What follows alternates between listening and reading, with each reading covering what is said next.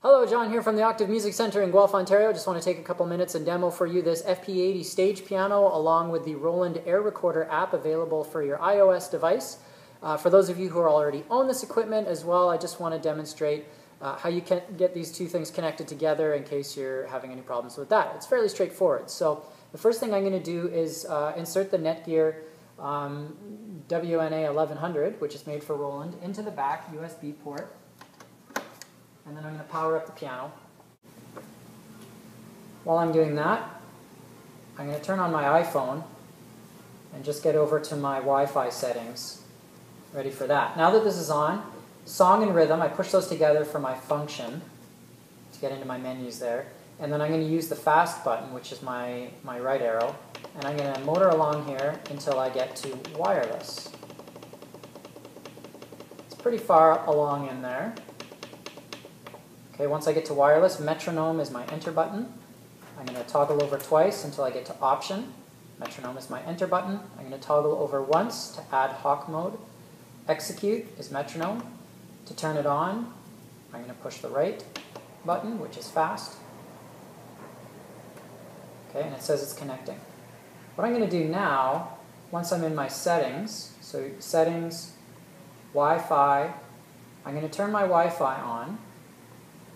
And it's telling me that the SSID for this piano is now FP-80. Okay, so that's going to show up in my list of networks in a moment. And what I'll do is refresh my list there. There it is. FP-80. If it asks you for the key to be able to connect, I've already done this once, so it's not asking me. You would use the fast button, which is my right arrow also, to go over once, and it gives you the ad hoc key that you would then enter in when it asks you for it. Okay, but I'm already connected, so I'm good to go.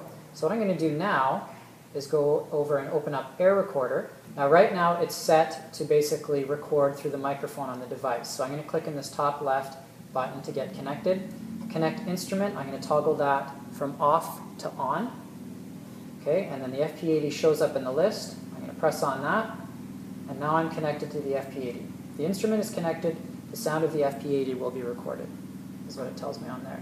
So now, my record level, I don't know how well the meter shows up in the video there, but now when I play, that's showing up as coming through. So I'm going to record, I'm just going to record something quick.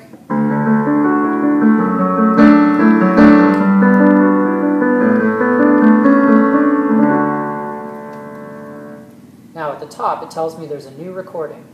So I'm going to click in the middle there, it takes me to my library, and then there's my song up at the top. I'm going to play it as a preview. It's playing through the FP-80. Okay, what I'm going to do now is go back to my main screen there. Actually, let's do this with another song. I'm going to go to my music library. I'm going to pick something that's in my iTunes library.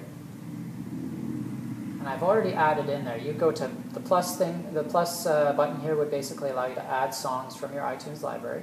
So I'm going to go ahead and play this, and hope we don't get in trouble for it.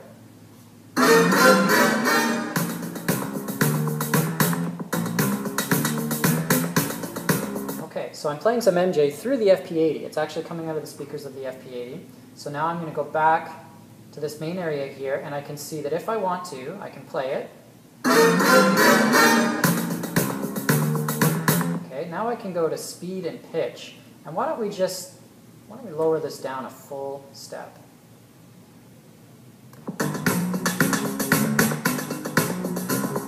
So I was able to transpose something that was in my iTunes library into a different key. Why don't we go up a full step above the original key. Okay. Now we can go back to the original key, but why don't we slow it down a bit, because maybe I'm trying to learn a lick or something out of this song and I want to practice along with it.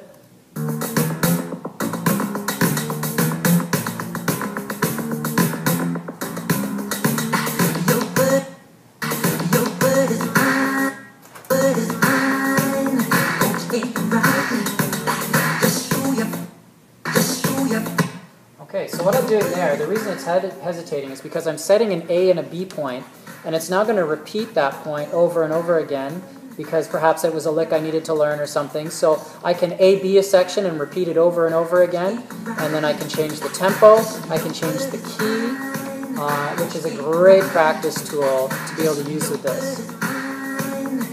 Okay. Thanks, MJ.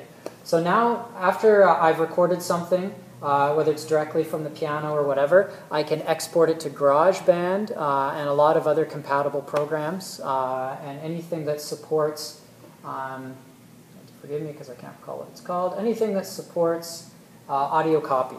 Anything that supports audio copy, you can basically send it over to there very easily. So that's the air recorder paired with the FP-80. Very powerful practice tool, and even for recording it makes it a breeze because it's wireless.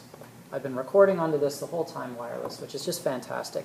Not only that, but this piano, which contains all of the Roland Supernatural piano sounds, on its own sounds fantastic.